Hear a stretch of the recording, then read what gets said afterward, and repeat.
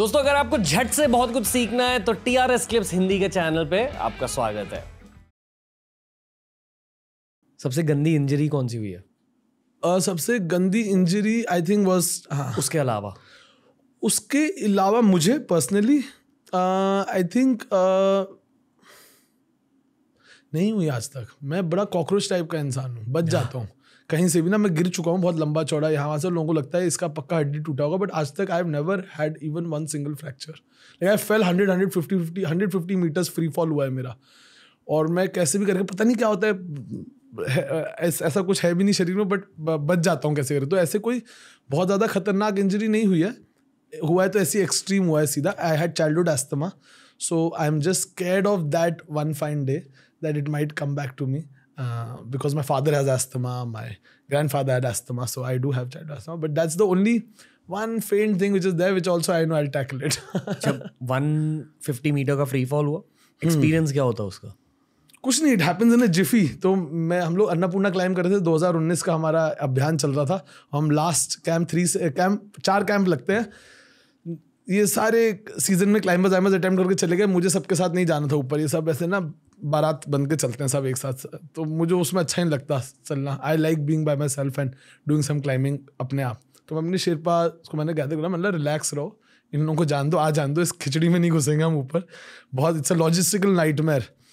तो people getting inside your resources and sleeping bags being shared, this that, आराम से जाएंगे हम लोग। तो ये सबका करके चले गए। अब हम अकेले पहाड़ पे, बर्फ़ गिर गई बहुत ज़्यादा।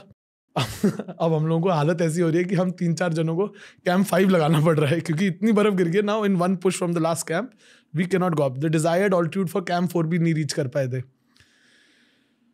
तो ये है सिचुएशन। कैंप 4 से कैंप 5 जा रहे हैं हम लोग, और सामने एक शेरपा ऑलमोस्ट एक एंकर पॉइंट पे पहुंच चुके हैं। सारा स्टीप सेक्शन है आफ्टर कैंप 3 और Annapurna.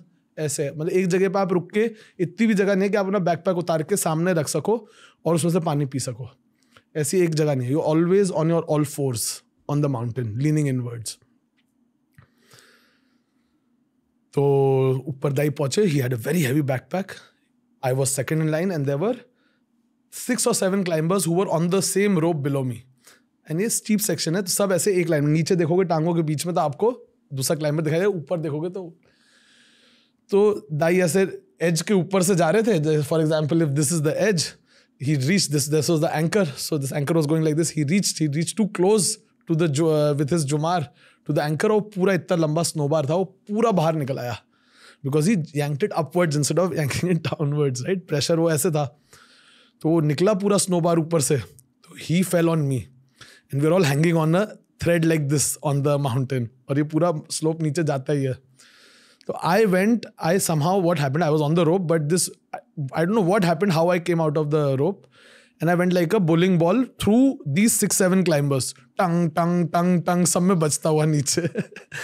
Top, and I went backwards on my back. So I'm rolling down like a ball, and I'm like hitting all these climbers in the rope who are hanging. So एक इस तरफ knockout हुआ, एक इस तरफ हुआ, एक तरफ। I went straight through all of them, and I kept tumbling, and I'm tumbling, coming down। 3-4 बारी हो गया, उतने में ये सब पार हो गए climbers, and I'm now trying to, because gain some kind of a grip on the mountain. I'm going like this downwards with my head. I'm looking and I'm shouting all the Sherpas, everybody's on top, and I'm going down like this with my head downwards on the slope. It's all in a swift second. नीचे एक पता नहीं कोई पुराना root होगा, उसकी कोई पुरानी ऐसी कॉर्ड्स लाइंस जा रही थी, उसमें मैं उलझ जाता हूँ। एंड सडनली मैं 1-2 टर्न लेता हूँ, पता नहीं अपने आप ही उसमें गिरते मैंने कुछ नहीं करा इसमें, नो कॉन्ट्रीब्यूशन। टर्न लेता हूँ and I find my self facing downwards now. I am going like this and facing downwards now. I don't know how I switch, and the rope is, my crampons are stuck in my harness, तो ऐसे knees have curled back and my rope is in my back hands, this two rope, and I'm facing down like this, so I'm not even able to come out of my harness and put my footing and arrest myself. तो ऐसे rope ऐसे पड़ के बस लटका हूँ। Then the Sherpa came down, Mingma Dai again, there's many Mingmas and Dawas and Tashis because they're all days of the week in the Buddhist calendar. So Mingma Dai came down and then he's like, are you okay? And then we went to camp 5. Climbing starts again. इसके तुरंत बाद क्या होता है mindset? ये सब कुछ हुआ नहीं, है। बच गए, हाथ पैर देखे अपना, बढ़िया, भगवान का शुक्र मनाया, मम्मी को याद करा, फिर आगे बढ़ना शुरू करा। जय हनुमान। जब जब जब जिंदा है, जब तक सांस है, तो अभी तक मतलब पर्पस बचा हुआ है ना। दोस्त नहीं, पर्पस कंप्लीट हो जाएगा तो ले जाएगा। पेन भी बदलता है वहाँ? पेन तो होता ही नहीं, मैं बोलता आत्मा अंदर सिकुड़ जाती है, इतनी ठंड होती है ना, कम से कम 2 से 3 महीने लगते हैं वापस आने के बाद भी, for you to be able to express yourself properly. कोई गंदी इंजरी देखी है किसी और में? फीमर पूरा बाहर आ जाता है, स्टिचेस तो ऐसे ही लगाने पड़ते हैं।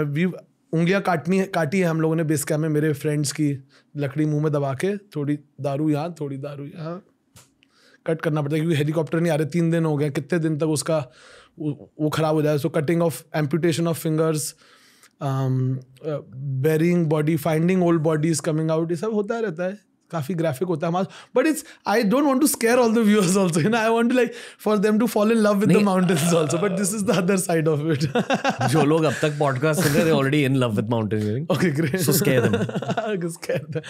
So it does get very graphic. पुराने क्लाइंबर्स भी जैसे क्रेवासेस में गिर जाते हैं, तो फिर नीचे आता है ग्लेशियर, अपने आप मेल्ट होता है बेस कैंप आके, तो old bodies are sometimes popping out हो जाता है। I have lost a friend once on a mountain की रॉकफॉल हुआ, सर में हेलमेट पहना होता है, तो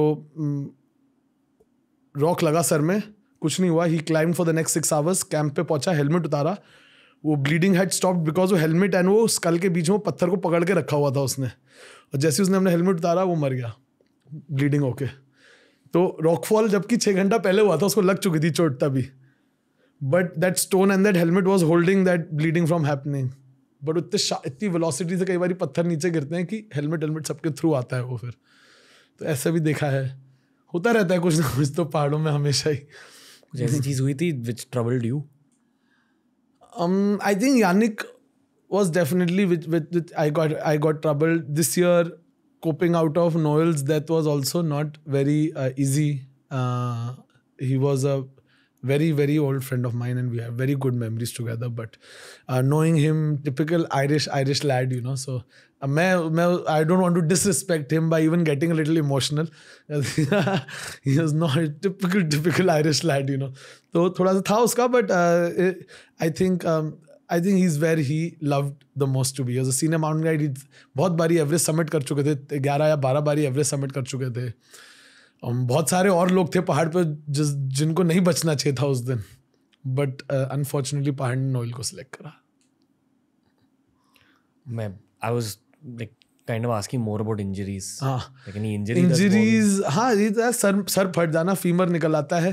फीमर निकल आता है मतलब क्या? वो फॉल हुआ, जैसे लंबे से आइस उससे फॉल हुआ, तो आप लैंड करते हो अपने फीट पे, तो कहीं तो वो प्रेशर फेंकेगा ना बाहर को।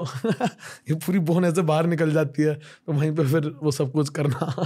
कंपाउंड फ्रैक्चर जिसे कहते हैं, हाँ, ये बीच का टूट के बिगेस्ट बोन बाहर मतलब निकल रही होती है, फाड़ के बाहर। हाँ, तो गिरते हैं, फॉल होती है, तब हो जाता है ऐसा।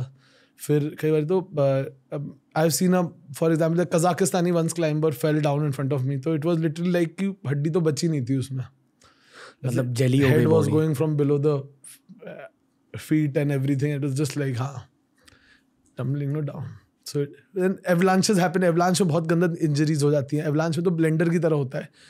तो avalanche जब आता है, स्नो पाउडर आ गया, स्नो पाउडर में क्या होता है कि सिर्फ पाउडर्ड स्नो आती है नीचे, तो ठीक है। स्लैब आ गया तो थोड़ा सा बेरिंग के चांसेस ज़्यादा होते हैं। रबल आ गया तो रबल के साथ आया rock on ice and slab आ गया एक साथ, तो फिर ब्लेंडर की तरह चलता है फिर वो, तो फिर हाथ, फिर बॉडी इकट्ठा करनी पड़ती है, फिर बॉडी टूट जाती है। हाँ, पीसेस में फिर मिलती है। एवलांच से वही ना, it comes down like in very high velocity like a blender. I've been in a couple of them, but lucky enough to survive and tell the tale. पूरी लक की गेम होती है वो। बट आ रहा है matrix of tons of ice and snow आपकी तरफ दौड़ती हुई आ रही है, आप अपनी नन्ही टांगे लेके कहाँ भागोगे? टेंट के अंदर छुप सकते हो, पत्थर के पीछे छुप सकते हो, हिट तो करेगा। You have to try and float then. Ground starts to shake, everything has to shake and then it's approaching you, you know. It's like mindset क्या होता है? कुछ नहीं, just very that's no, you're so there. I think those are the moments where somewhere or the else you truly do feel alive for the first time in your life, you know. Like every inch of your fingers is buzzing, every inch of your ears is buzzing, everything is heightened. So I think it's a great, probably I sound like a psycho again. I'm saying it's a great thing. It's a fantastic feeling, no? It's almost addicting. What sometimes we like doing things which kills us just a little bit. Sometimes I feel, है ना? जब वो snow आ जाती है तब कुछ नहीं, फिर you have to float and swim and try and do whatever. दिखता क्या है? कुछ भी नहीं दिखता, अपना हाथ भी नहीं दिखता फिर. White out. Complete white out. You get float, no? It's like a wave of water. बहा के ले जाती है. कहाँ जाके छोड़ेगी? जहाँ पे उसने रुकना होगा एवलांच ने, जब वो सेटल डाउन होगा. ओके, फिर आप वो स्पिट का ये होता है ना कि हाँ, दे चेक इतना तो पता लग ही जाता है. उल्टे भी होते तब भी पता लग जाता है. सर में खून जा रहा होता है ना. फिर आप स्नो से उठते हो? हाँ, निकालते हैं. बेरी भी हो जाते हैं. Thankfully, I've never been buried very deep inside one. I've had friends who've been buried and then later on, obviously. How deep have you been buried? Huh? How deep have you been buried? Not so much. Mostly, I am a good swimmer. I ride the avalanches. सच में? Actually, that's you the can skill. ride the avalanches, but you've got to be like. That's the only way to survive. You got to keep your backpack on, and you got to like try and float on top of the wave, so that you don't get buried down. Different kind of surfing. How do you practice that skill? Don't you learn it on the mountain? Some things you gotta. I always tell this kid, time spent on the mountain is by time spent on the mountain. You cannot train for it. You cannot train for an expedition. Maximum, how long can I push myself away? I can train for 12 hours. I have trained for even 18 hours, slept for just 3 hours. And that kind of also routine I have followed at a certain point. Cycling 60 kilometers every day, running 10 kilometers every day. That kind of routine I used to follow, eating 6,000, 7,000 calories in a single day. Used to be crazy intense. I've tried doing all of that. It's your mind. दिमाग और जिद वो लेके जाती है आपको आगे. दोस्तों, अगर ये वीडियो अच्छा लगा तो डेफिनेटली हमारी प्लेलिस्ट देख लीजिए. ऐसे ही वीडियोस आपको वहां भी मिलेंगे. और डेफिनेटली TRS क्लिप्स हिंदी को सब्सक्राइब कीजिए.